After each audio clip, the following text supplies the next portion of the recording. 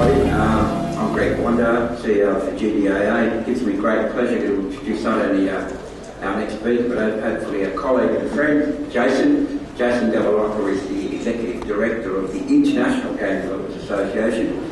Jason and I have been in discussion over various issues and matters, and it does give me great pleasure to introduce Jason, who's now going to take us through a few of the issues as he sees them called play in this breed. Please welcome Jason. Apologies for the delay. There was the guy next door was going on with a lot of Q&A, and I was waiting for him to finish thinking I was in that room. And so we had to do a bit of setup over here. So as Greg says, I'm with the IGDA. I assume most folks are familiar with this organization. How many people are just familiar? Oh, okay. Yeah, I guess we need to do a bit of a better job of promoting the works here in Australia. But this presentation has absolutely nothing to do with the IGDA, and actually,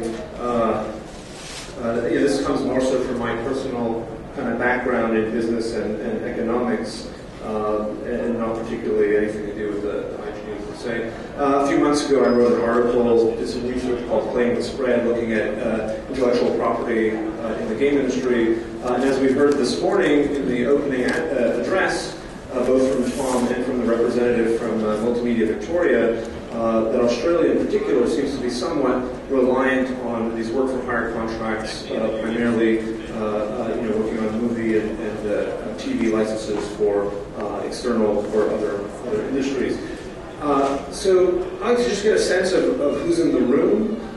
So developers working on projects, developer folks. Okay, so a lot of developers. Any publishers here? Publisher types?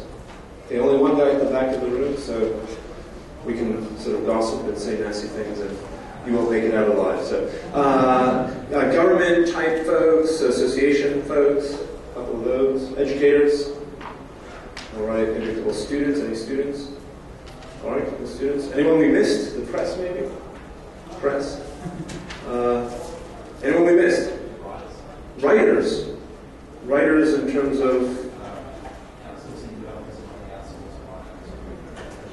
Okay, professional writers. Well, so I would consider you guys part of the development process, but anyone else we may have missed? Yeah? Freelancer.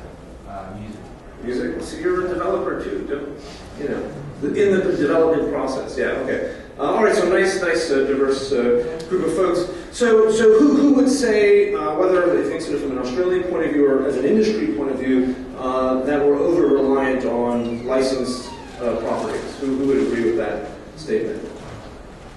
Okay.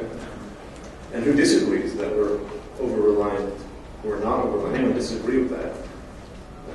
All right, so interesting. Now, likewise, some people look to licensed IP as being less risky. So who would agree with that statement? That going with licensed IP one way or another is a less risky business endeavor? Okay, so risk to the publisher.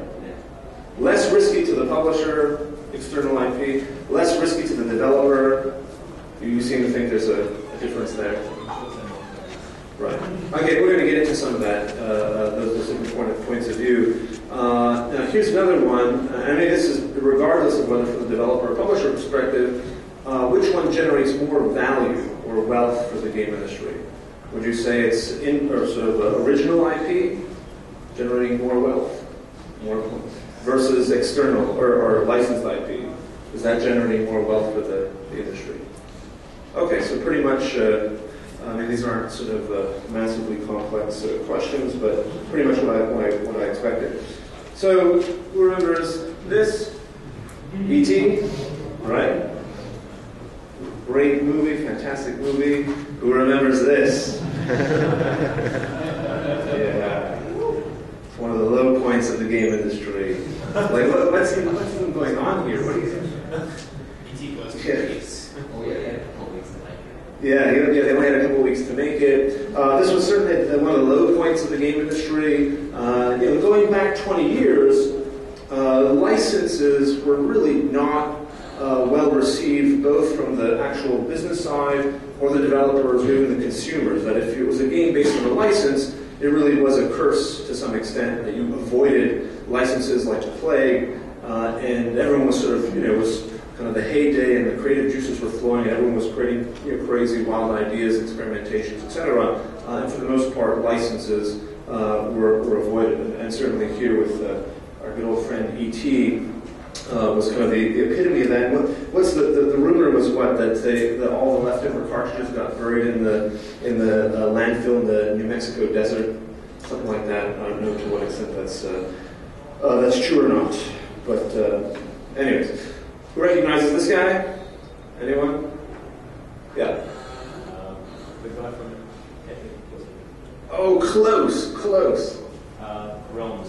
3D Realms, Scott Miller. Scott Miller from 3D Realms. They're famous for Duke Nukem, and were also involved in Max Payne and various other Prey, other games. And he's really vocal about this idea of the value behind original IP, both in terms of wealth generation for the industry, as well as kind of important for developers to hold on to in terms of leveraging the value of original or their own IP, controlling their own IP. And it makes a massive difference when it comes time to contracting with a publisher, etc. So if you did kind of a Google on Scott Miller 3D Realms and the word like original IP, you get a lot of stuff from his blog, from interviews that he's done with whether it's Game Developer Magazine or some of the other industry websites. If you want sort of more depth, he's really one of the most outspoken fellows on this particular topic. So if we look at this, here's the let me see. This is the top 20 listing from Game Rankings. I'm going to assume most folks are familiar with Game Rankings.